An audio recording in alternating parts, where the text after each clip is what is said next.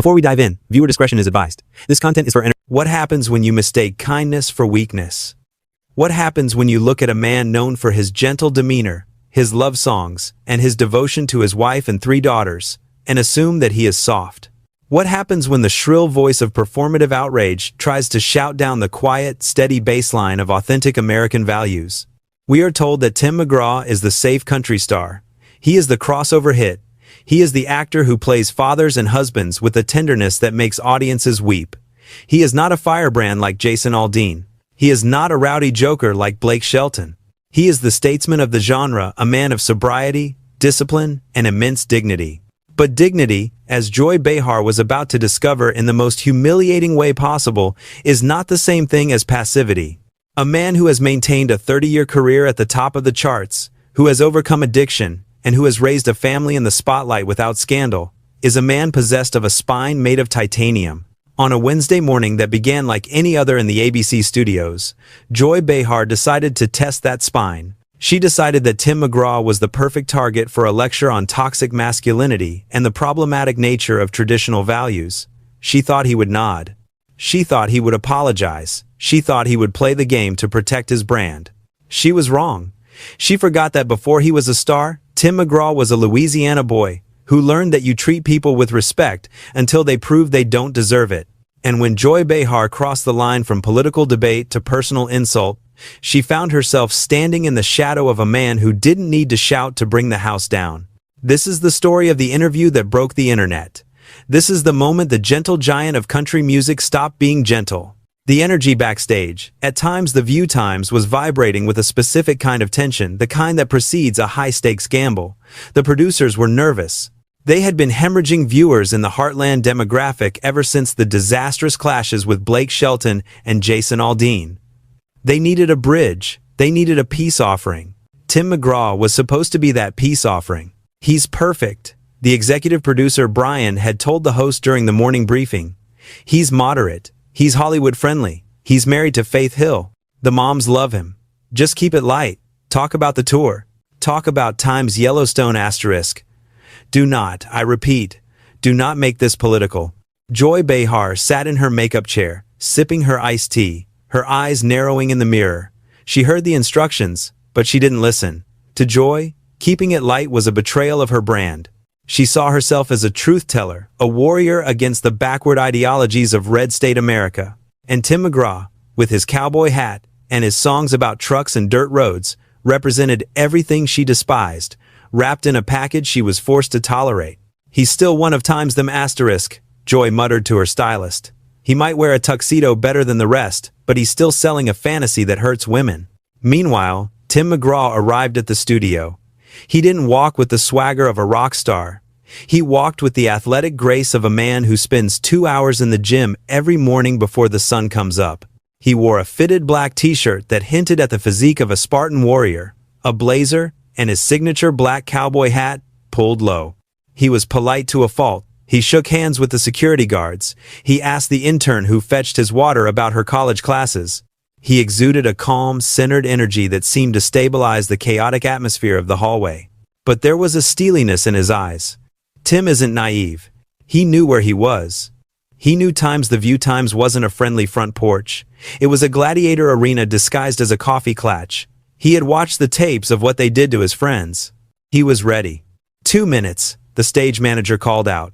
Tim adjusted his hat. He took a deep breath. He checked his phone, a text from Faith. Asterisk, give 'em hell, honey, but do it with a smile. Asterisk. He smiled. He pocketed the phone. The doors opened, and the noise of the studio hit him like a physical wave. Please welcome the icon, Tim McGraw. Whoopi Goldberg announced. Tim walked out. The audience went wild. It was a diverse crowd, and Tim's appeal crossed all lines. Women screamed, men clapped respectfully. He waved, flashed that $1 million smile, and took his seat at the table. Whoopi smiled warmly. Tim, it is so good to see you. You look incredible. Does this man age? I don't think he ages. I have 3 daughters. Whoopi, Tim laughed, his voice a smooth, rich baritone. They keep me young. Or they age me twice as fast. I can't tell which. The audience laughed. It was a perfect opening.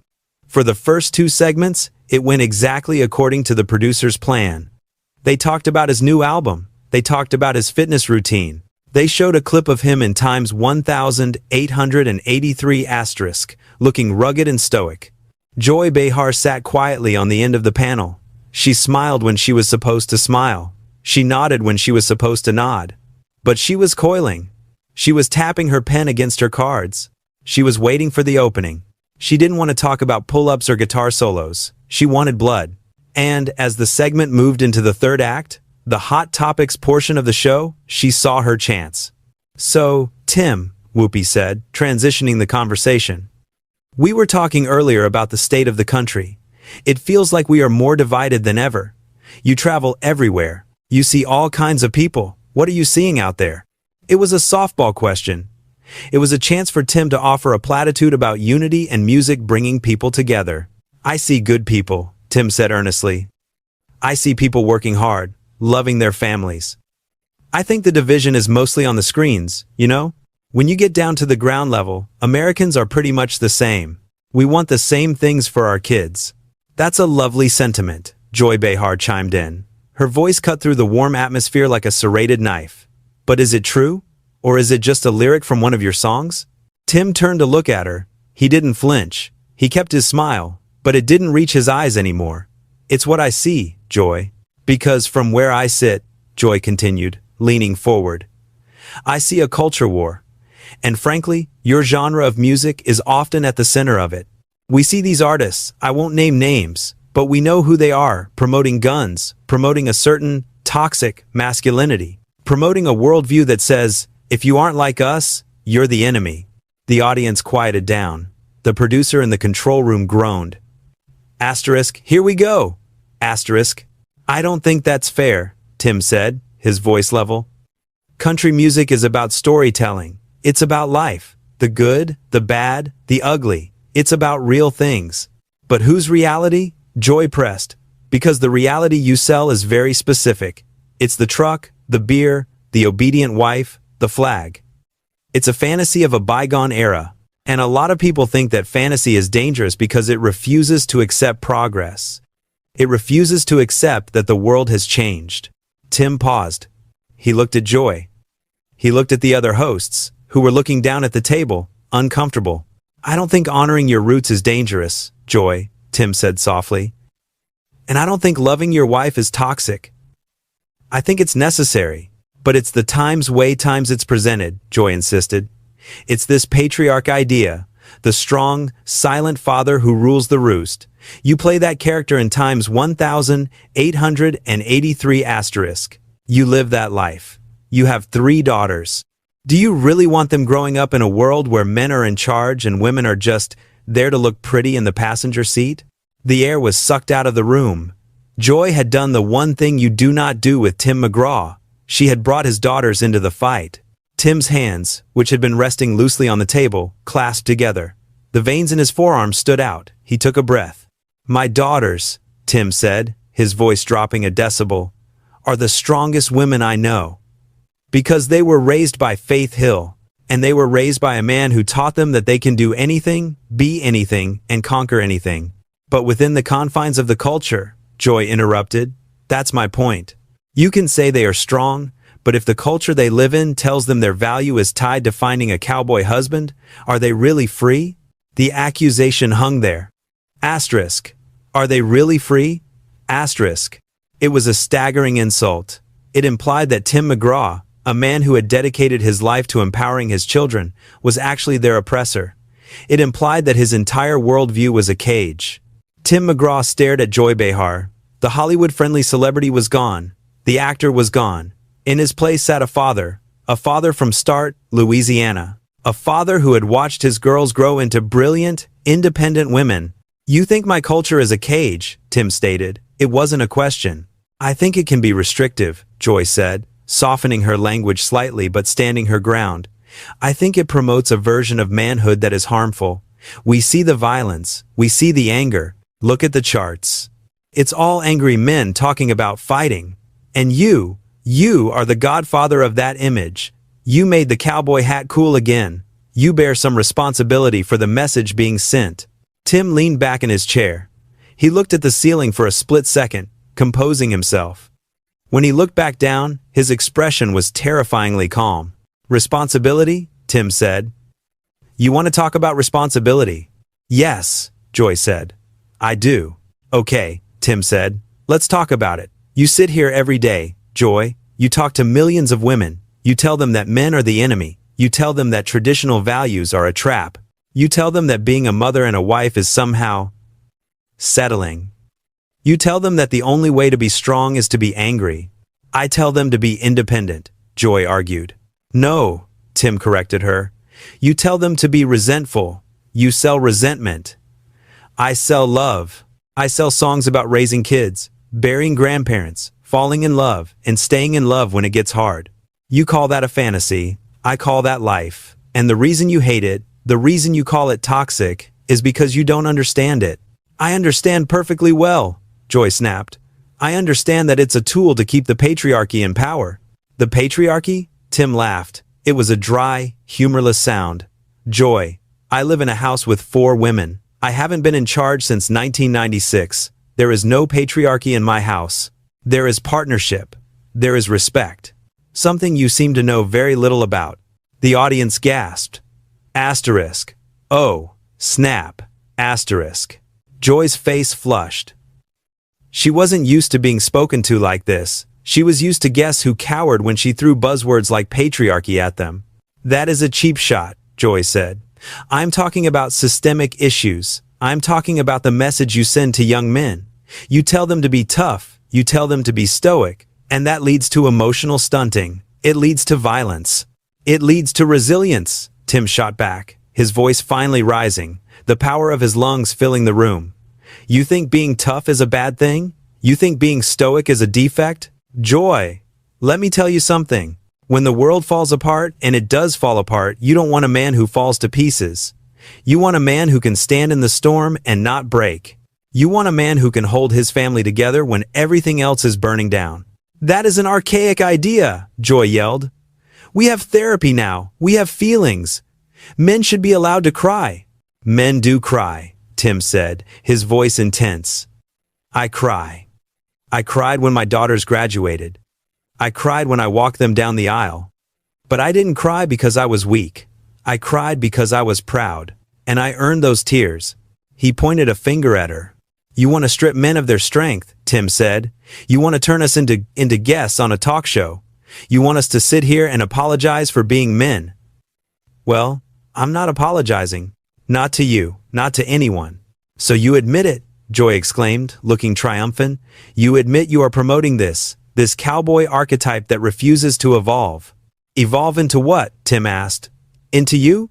The studio went silent. Into a person who judges people they've never met? Tim continued, relentless now. Into a person who mocks faith? Into a person who thinks that anyone who doesn't live in a penthouse is backward? If that is evolution, Joy, then I'll stay a dinosaur. Joy Behar was sputtering. She looked at Whoopi. She looked at the audience. She looked at her cue cards. She had lost the moral high ground. She had tried to paint him as a villain, and he had painted her as a snob. You are twisting my words, Joy said, her voice shaking with anger.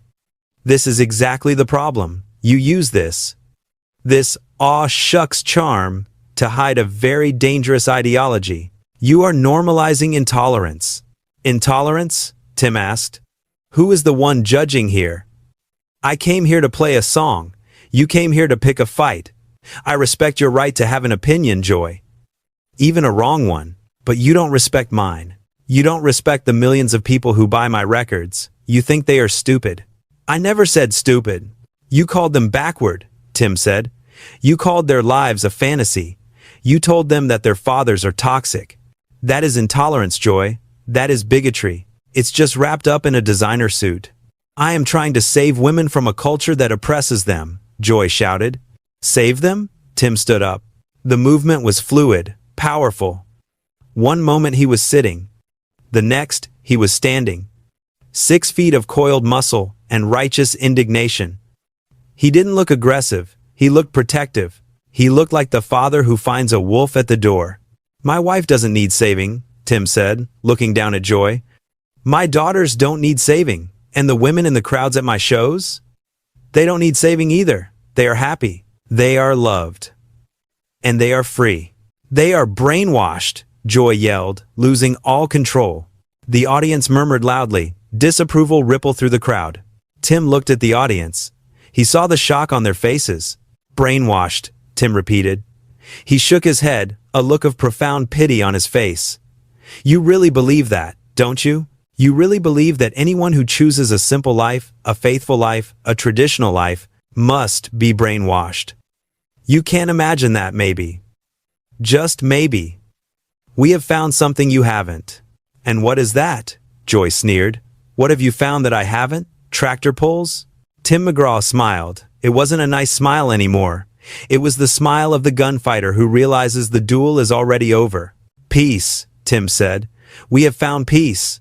And looking at you, Joy, all I see is noise. The word noise hit the studio air like a physical slap. It wasn't a loud word. Tim McGraw hadn't shouted it. He had delivered it with the calm finality of a judge reading a verdict. Looking at you, Joy, all I see is noise. For a moment, the machinery of the show ground to a halt. The producers in the booth were frantically signaling for a commercial break, but the director, mesmerized by the raw, unscripted drama unfolding, refused to cut the feed. This was the kind of television that careers are built on or destroyed by. Joy Behar sat frozen, her mouth slightly agape. Her brain was scrambling to process the shift in power dynamics. She was used to being the alpha.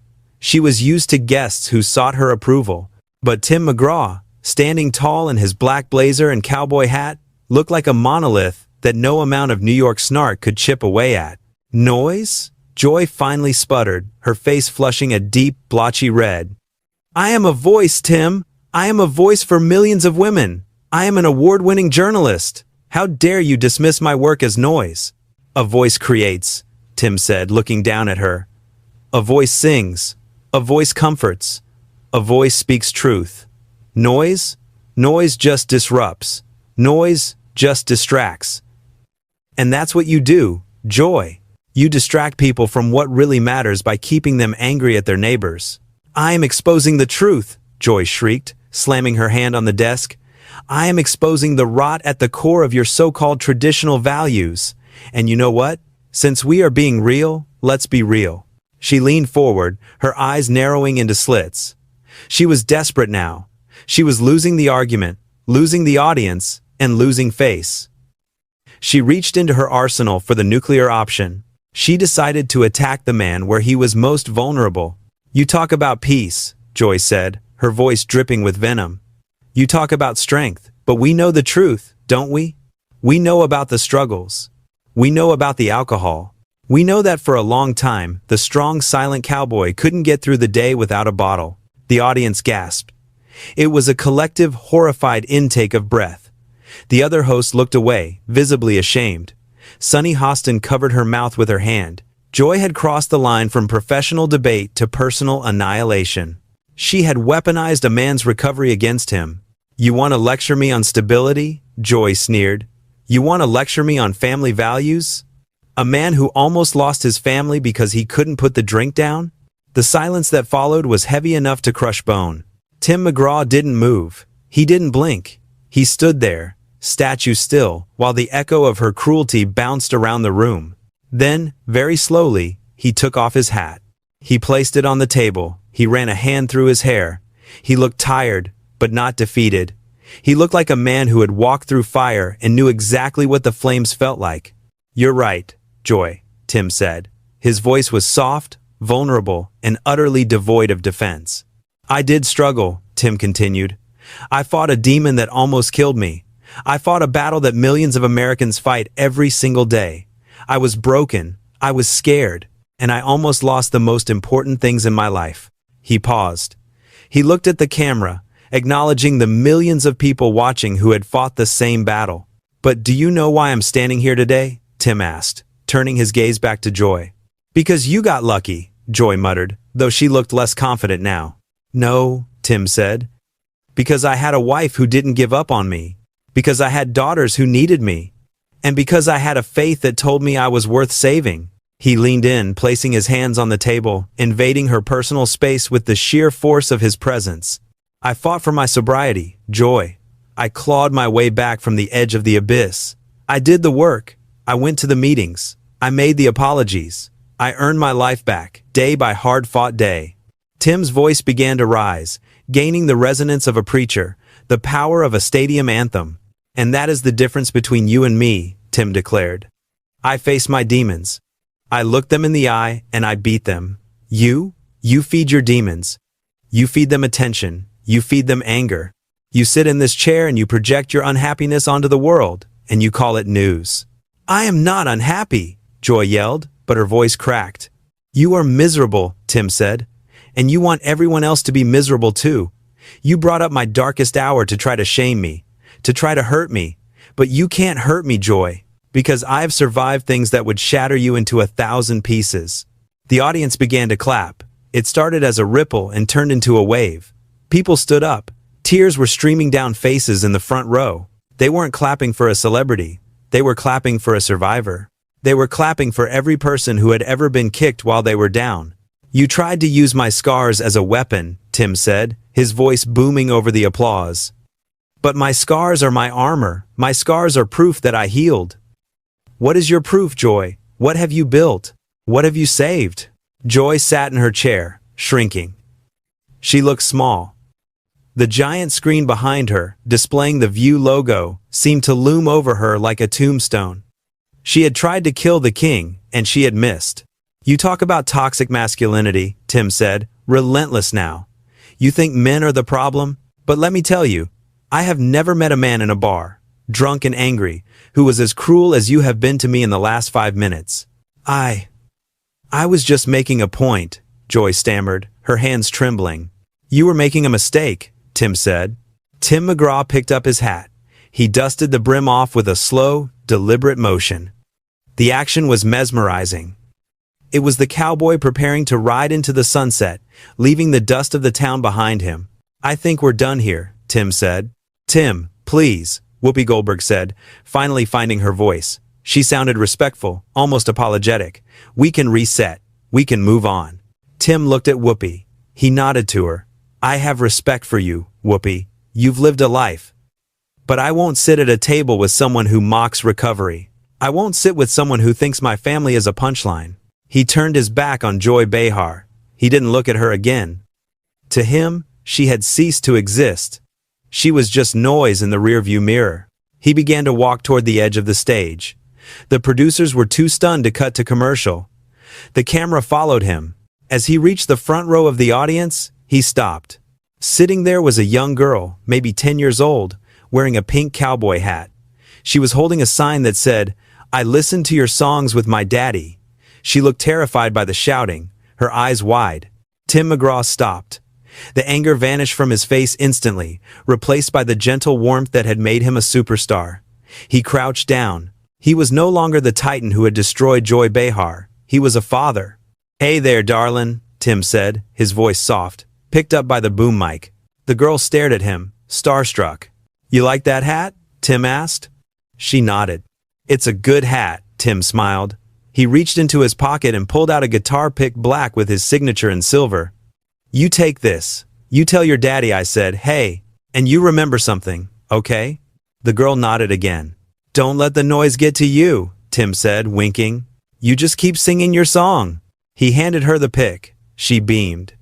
The audience erupted. It was a moment of pure, unadulterated grace in the middle of a war zone. Tim stood up. He adjusted his jacket. He looked at the camera one last time. He didn't look angry anymore. He looked peaceful. He looked like a man who knew exactly who he was. God bless you all, Tim said to the camera. Even you, Joy. Especially you. You need it. Then, he turned and walked through the exit tunnel. The silhouette of his cowboy hat against the studio lights was the final image the viewers saw, before the screen finally, mercifully, cut to black. The explosion was immediate. By the time Tim McGraw reached his car, the clip of him saying, "My scars are my armor" was trending, has shown worldwide on X, formerly Twitter. The internet didn't just break, it rallied. For years, the divide between the coastal elites and the rest of the country had been widening, but Tim McGraw had just provided the defining monologue for the silent majority. Addiction recovery groups posted the clip on their websites. Pastors played it in sermons the following Sunday. It wasn't about politics anymore. It was about the dignity of the human struggle against the arrogance of judgment. Faith Hill posted a photo on Instagram an hour later. It was a black and white picture of Tim playing guitar on their back porch, surrounded by their daughters. The caption was simple: "The strongest man I know. The noise stops at the gate. We love you." It received 2 million likes in 4 hours. The View, on the other hand, went into a tailspin. The hashtag number #FireJoyBehar trended for 3 days straight. Advertisers, terrified of alienating the massive country music demographic, began to pull their spots. The show was forced to issue a statement apologizing for insensitive remarks regarding addiction, but Joy Behar refused to sign it. She took an unscheduled 2-week vacation. When she returned, she was different. The bite was gone. She had learned, as Stephen Colbert and Bill Maher had learned before her, that there is a limit to how much you can mock the things people hold dear. Tim McGraw didn't do interviews about the incident. He didn't capitalize on the drama. He just went back to work. His tour, which had been selling well, sold out completely in 48 hours. He added 10 new stadium dates. But the real victory wasn't the ticket sales. It was a week later, at a concert in Nashville. Tim was on stage. Halfway through his set, he stopped the music. The stadium was packed, 60,000 people screaming his name. He looked out at the sea of lights, the cowboy hats, the families, the people who worked hard and loved hard. "I was in New York last week," Tim said into the microphone. The crowd booed. Tim held up a hand. The crowd quieted. Now, Tim said, smiling. "Don't boo. We don't do that here. I just want to say one thing." He took off his hat and held it over his heart. "They told me up there that our way of life is a fantasy," Tim said. "They told me that we are living in the past. They told me we are broken." He looked around the stadium, soaking in the energy. "But looking at you all tonight," Tim said, his voice choking up slightly. "Looking at the love in this house, I don't think we're broken. I think we're the glue holding this whole damn thing together." The roar from the crowd was loud enough to be heard in 3 counties. It was a sound of validation, of pride, and of victory. And back in New York, in a silent penthouse apartment, Joy Behar might have turned off her TV, but she could still hear the noise of a people who had finally found their voice.